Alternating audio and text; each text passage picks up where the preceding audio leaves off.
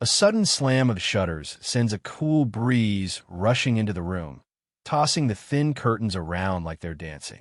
The morning sunlight spills in, landing right on the face of a young man who's deep in sleep. He stirs, slowly pushing himself up, only to realize something's off. This isn't his bedroom. Blinking hard, he takes in the unfamiliar walls, the wooden beams, and the faint scent of old furniture. Something about it feels familiar, though. He rushes to the window, and that's when it hits him. The scenery outside looks exactly like the setting of a game he played not too long ago. And not just any game. Heroic Legends of Aryan, a massive fantasy epic full of danger, epic quests, and an academy at the heart of it all. In one version of the story, a single failed mission even causes the entire world to collapse. But right now, the young man is less worried about that, and more about the fact that he's inside it.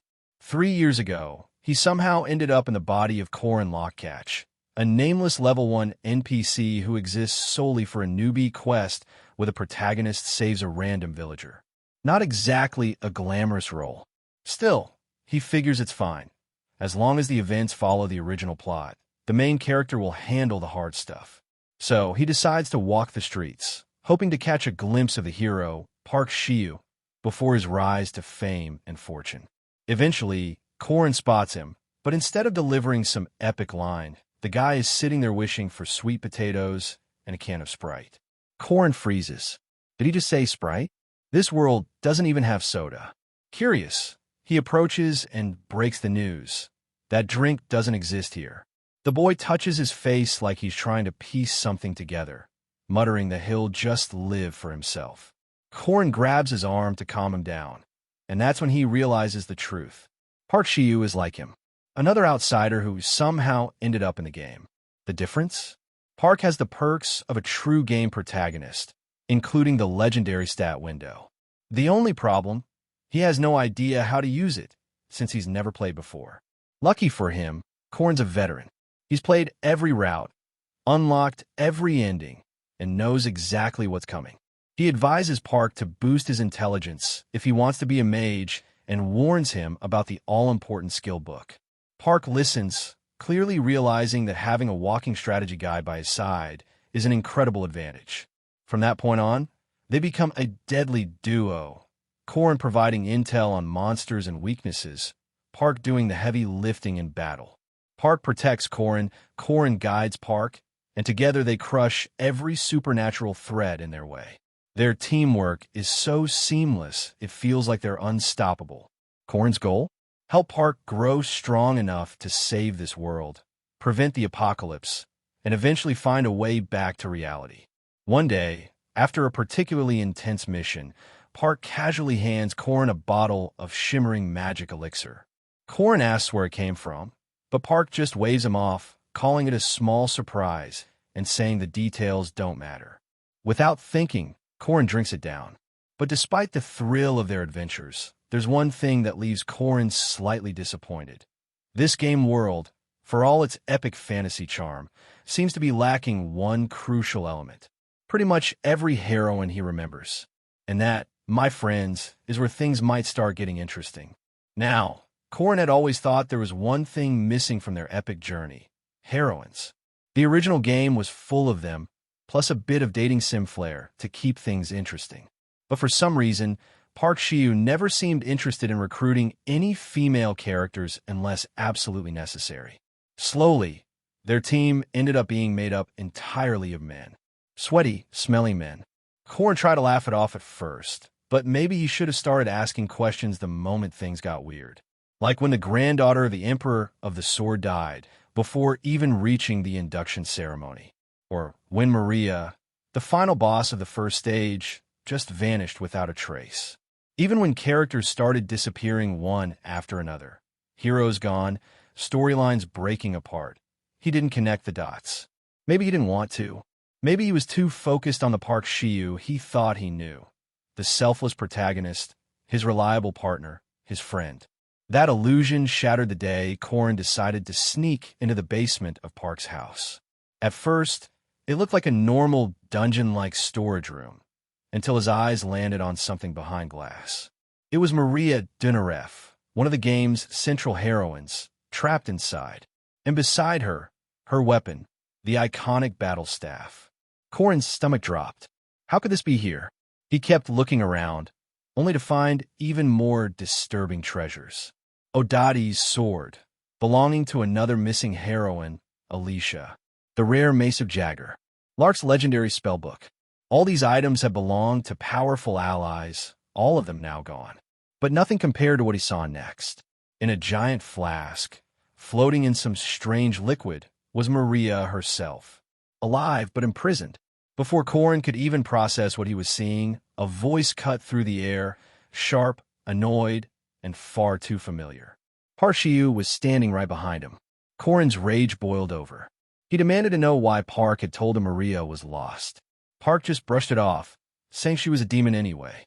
He pointed to some bizarre device in the corner, claiming her blood, the blood of an ancient vampire, was far too valuable to waste. In fact, he'd already found a use for it. Korin's mind raced. The elixir, the one Park had given him not long ago. Park admitted it outright. He'd made Korin drink vampire blood. Korin collapsed to the floor, reeling. All those nights waiting in the forest to catch her, all the effort he'd poured into helping, and Park had lied the whole time. Park wasn't finished. He sneered, saying Korin's hero complex was inefficient, that saving people, refusing to kill certain enemies, and trying to be the good guy only slowed them down. Using people was better, more profitable. He even calculated that if he killed just 3 more, he'd hit 100,000. That's when it hit Korin. This guy wasn't new to the game at all. The trust they'd built, the friendship, fake. From the start, Korin asked him how many people he'd already used up. Park told him to think about it for a minute. That's when Korin's fury finally exploded. He snapped, charging straight at Park Shiyu. Korin lunges at Park Shiyu, shouting that he's nothing but a monster. But Park just tells him to get a grip. It's only an NPC, and Korin has killed him before. Korin snaps back that, yes, he has, but only when there was no saving them. Only when they were an actual threat to the world. So why, he demands, did Park take Odadi's sword? Why hide a knight's rare item? And why bother with this bizarre vampire blood farm when he could just use a normal elixir from the system? Park steps forward, grabs Korin by the collar, and hisses that he's a naive fool. This isn't about efficiency. It's about finding a punching bag to satisfy his twisted side. Korin's outrage boils over, but before he can get another word out, Park locks his arm, throws him off balance, and floors him with a single hit. Hovering over him, Park snarls that after everything he's done for Korin, he has no right to talk to him like that. Grabbing his collar again, he accuses Korin of meddling in things he doesn't understand, of wasting time staring at girls instead of focusing on their mission. Then, Park's wild gaze sharpens, and his voice drops. He says he's not holding back anymore. Korin stares at him, horrified, as the words sink in. And then, the truth hits. Park confesses that he's cleared the path of every obstacle for one reason, for their future. For him. That's why he never brought female characters on missions. That's why their team was always just men. Because, Park says he only wants him. Korin's blood runs cold. He springs to his feet and slaps Park hard across the face, his mind screaming that this is insane, especially since he's never even had a girlfriend. Without another word, he bolts for the exit. But the escape is short-lived. Glowing magical ribbons snake after him, coiling around his legs, his arms, his entire body. He fights, thrashing and yelling, but they drag him back, straight to Park's feet. Forced to kneel, Korin stares up at him, breathless and terrified. Park smiles, says he can't escape, says he's going to lock him up forever. And in this fake, fictional world, Korin is the only thing that's real to him. Korin's fear turns to hysteria. He calls Park a sick bastard, but Park just answers with a calm smile. It'll be over soon. Just one more battle. And then, with a glint in his eyes, he promises they'll be together forever. The final stage of the game begins. Korin wonders if this was Park's plan all along, to kill everyone else so he could face the last boss alone. But before he can figure it out, the unthinkable happens. A system notification appears. The mission has failed. The protagonist is gone. And then, morning. The same bed, the same cold wind through the shutters, the same city outside his window. It's 3 years earlier, the day it all began. Corin touches his face, his hands, confirming he's real. Tears burn his eyes, not from sadness, but from rage. He remembers everything. Everything Park did. And this time, he's going to end him. He's going to finish the player. Once upon a time in the game world, there was the infamous Rashian River incident. During a quest to tame water monsters, a dam burst. The raging river swept away an entire settlement. People, monsters, everything gone in minutes. Thousands died. Most would have been horrified. But Park Shiyu, he stood there smiling. No, laughing. Like it was the best thing he'd ever seen. At the time, Corin hadn't understood why, but now he does. To Park, those deaths weren't tragedies. They were opportunities, free experience points right for the taking. Corin remembers the words Park had once said. If he killed just 3 more, his total kill count would hit 100,000. Now, Park seemed less like a protagonist and more like a full-blown devil. That's why Corin knows he has to stop him. And he has to do it now, before Park grows too strong. Right now, Park's still just a 5th-ranked player, same as him. But once he gets more power, it'll be impossible. The Maraba Academy is where all the best upgrades are concentrated, and Park has already joined. That means his growth will only accelerate. The induction ceremony is in 5 days. Corin needs to get there first. On the way, he spots some mushrooms, perfect for brewing elixirs, and pockets them. His mind never stops calculating, turning over the same conclusion. If he's going to win, it has to be before Park Shiyu reaches his peak. Up ahead, there's an educational quest in progress. The setup is simple. A carriage breaks down in a forest crawling with monsters. The player's job? Protect the passengers until repairs are finished. Corin hangs back in the trees, watching. A boy finishes off one monster with a clean strike, earning praise from a girl nearby. Flustered, he straightens his hair and thanks her, grinning. Meanwhile, the carriage crew announces repairs are complete, inviting Miss Laura and Mr. Land aboard. Laura stretches, already imagining a nap, when a chilling howl splits the air. From the bushes, a massive, shaggy beast bursts out, ripping a tree trunk from the ground and hurling it straight at them. Layan shoves Laura aside, just in time. The log slams into the earth where she'd been standing. Swords are drawn. The monster charges, roaring loud enough to shake the ground. That roar, it's familiar. A werewolf steps into view. A 2nd-rank monster, part wolf, part nightmare, with curling horns, jagged fangs, and claws like knives. Corin narrows his eyes from his hiding spot. The mission's already in motion, too late for him to jump in and save them outright. The werewolf lunges at Laura, slashing her down. Layan shouts for another boy behind them to hide in the carriage, promising to hold the monster off. But the boy refuses, yelling for the crew to drive on while he catches up. Laura calls out to him, but he shakes his head, saying he can't leave Layan to face the beast alone. The werewolf has Layan by the neck now, hoisting him into the air. The boy steps forward, sword ready, planting himself between the monster and his comrade. Corin watches closely from the shadows. He needs to know exactly who this fighter is. Could it be Park Shiyu? The scene is tense. Corin watches from the shadows, still unsure. Is this the hero of the game, Park Shiyu, destined to save the world, or just a guy who stumbled into this place by accident? The boy facing the werewolf seems almost excited. His eyes shine as he takes in the monster's massive size. But then, a sharp voice cuts through the chaos. A girl shouts for him to duck.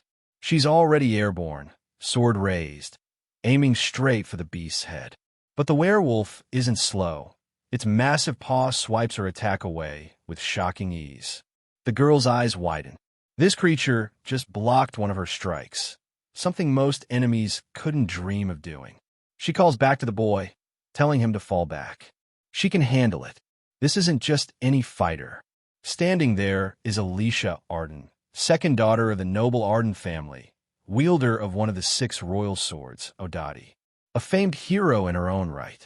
But then, something completely unexpected happens. The boy she's protecting pulls an enchanted knife from his jacket. With a sly grin, he mutters about not wanting to miss the moment of her death. He slashes at her. She dodges, but it's close. Korin's eyes narrow. Now there's no doubt. That's Park Shiu, the same Park he's been planning to take down. Alicia stares at him in shock, clutching a scratch on her shoulder. She asks why he would attack her. Park just smiles apologetically, claiming he was nervous, and his hand slipped. But his act doesn't fool Korin. The werewolf isn't interested in their drama. It roars again and attacks. Alicia pushes aside the confusion, forcing herself to focus. She closes her eyes, takes a breath, and regains her composure. Then her swordplay kicks in a high gear, elegant, precise, driving the beast back step by step. Park watches this, realizing she could actually win this fight. But he doesn't want that. As soon as her momentum builds, he hurls another poison knife at her. This time, she spots it midair and smacks it aside with Odati. Now she knows his first attack wasn't an accident. Still, she has to finish the monster before dealing with him. She seizes an opening, raising her sword and striking down the werewolf. But at that exact moment, pain tears through her, Park's poison sinking in deeper. She collapses under the beast's weight. Park steps forward, ignoring her entirely. His eyes are on the sword. He pries it from her grasp, lifting it high in triumph. Odati is his now. Sure, he can't use it yet without the right skill, but he'll figure that out later. Then he glances down at the wounded hero and muses aloud about gaining some bonus experience by killing her too. Alicia, still conscious, watches him raise the sword over her head. But before he can strike, something bursts overhead. A puff of reddish dust explodes in his face, coating him in powder. He coughs, wipes at his eyes, and realizes he's covered in the pollen of topan mushrooms. The problem? Monsters in this forest love that scent. To them, Park now smells like a walking buffet. From all sides, creatures emerge from the bushes, charging at him. Park is forced to fend them off, completely distracted. Seizing the chance, Korin rushes in, dragging Alicia from beneath the werewolf's body. She's alive, barely. He lays her down gently, then notices the monster's corpse. A prize like a werewolf's fang is too good to waste. He quickly starts cutting it free. That's when he hears footsteps, a voice he's grown to hate. Park Shiu. Korin still doesn't look up, just casually mentions he once killed 3 horned rats in under a minute, and that wielding Odati must feel amazing. Park freezes, recognizing the voice. That's impossible. Korin was supposed to be gone from this world. Korin finally rises, turns, and Park realizes it really is him. And just like that, the hunter and the prey stand face to face. What happens when their blades finally cross? Park Shiu is still reeling, clearly confused about how Korin is even here. He blurts out the question, but Korin notices something. This lunatic might not remember anything. And if that's true, he can use it. Korin casually warns him that holding Odati like that might cost him an arm. Park frowns, glancing down in confusion. And that's when Korin makes his move. A fistful of dirt, scooped up earlier near the werewolf, goes straight into Park's eyes. Park howls, cursing, swinging wildly in every direction. Blind and furious, he promises to kill Korin on the spot.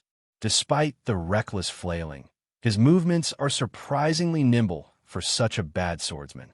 Korin knows he can't match Park's raw strength, so he goes all in. With a newly claimed werewolf fang in hand, he starts slashing at close range, keeping the fang right in Park's face. The sharp tip dances dangerously close, making Park focus on nothing else. Korin's plan is simple. Keep him obsessed with the fang until his guard drops, then bring out the real weapon he's been hiding. And when Park's eyes are glued to that jagged point, Korin strikes. The hidden blade flashes. Park never sees it coming. One swift attack, and he's on the ground. Korin finishes the job, leaning in close to say this is his thanks for their past life, because even if he's stronger now, he has no regrets. He's just eliminated the so-called hero before the real trouble began. But that single action sends the entire game into chaos. The program scrambles to find a replacement protagonist, and after a few glitches, every stat and skill Park gets dumped onto Korin. Just like that, he's no longer a background NPC. He's now an A-class knight, and a martial arts master's student. Corin barely has time to process the upgrade when a weak groan pulls his attention. Alicia is still alive, but barely. He rushes over, lifting her slightly. She says she can't see well, her body aching all over. Corin runs through her symptoms: dizziness, loss of smell, ringing in the ears, and instantly knows the culprit: peacock frog venom. Dangerous stuff, but luckily Park's poison-making skills weren't high enough to make it lethal. The fong is still lodged in her wound. He needs to act fast. He wraps his belt tight around her shoulder to slow the bleeding, assuring her it will also help push out the poison. Her cries of pain make him wince, but there's no time to hesitate. To keep her from biting her tongue, he shoves something between her teeth, Park's hand. He tells her to bite down as hard as she needs. Then he rips off his shirt to press against the wound, working quickly. All the while, one thought lingers in his mind. He's somehow back in the past again, but this time, the game's main hero is dead, and Alicia Arden's fate is hanging by a thread. What happens if he can't save her in time? Park Shiu is gone, the so-called hero of the story, and Alicia Arden is still breathing.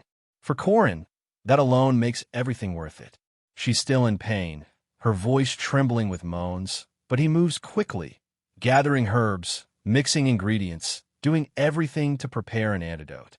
While his hands work, his voice stays calm and steady, reassuring her that no one dies for nothing. Through the haze of poison and blood loss, she calls him her savior. Mustering the last bit of her strength, she says she wants to know the name of the man who saved her. But Cora brushes it off. No names, no stories. She should just rest, and he'll wake her when the antidote is ready. Inside, he knows he needs to keep his activities quiet from here on out. Time to take stock of the bigger picture. The game's title, Heroic Legends of Arhen, is all about a single hero rising to save the world while juggling academy life, endless incidents, and, eventually, the final boss. Park had followed that path because the story demanded it, but now, the hero's dead. And Corin Locke has been thrust into that role. There's just one problem. As an additional player, he doesn't get the juicy system perks the real protagonist had. The stats transfer was nice, but that's not enough. He can't coast on future knowledge alone. So, he decides he needs another source of power. 3 years of grueling training have already sharpened him far beyond an average NPC. Now he turns to something he studied in his last life: runes. Ancient symbols of magic, steeped in power and danger. Among them are the legendary runes of the 3 commandments. Laws so strong they can grant superhuman abilities, but only if the oaths they're bound to are fulfilled. One by one, he carves them into himself. First is duty, an oath to never ignore the misfortunes of good people. Keep it, and his stats soar. Break it, and he'll be fined tenfold.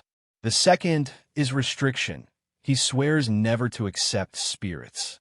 With his spiritual perception at 0, ghosts and intangible beings can't touch him. But fail, and he'll take 6 times the normal damage. Finally comes the most dangerous, the oath, a vow to save the world itself. This one carries the weight of true ambition and the risk of certain death if broken. Even Park, in his past life, had avoided it. As the runes blaze with energy, the system locks in the commandments. From now on, these promises aren't just words. They're chains and wings all at once. One slip, and it's over. And with that, Corin Locke's path as the world's unplanned hero truly begins. But what happens when the first commandment is tested?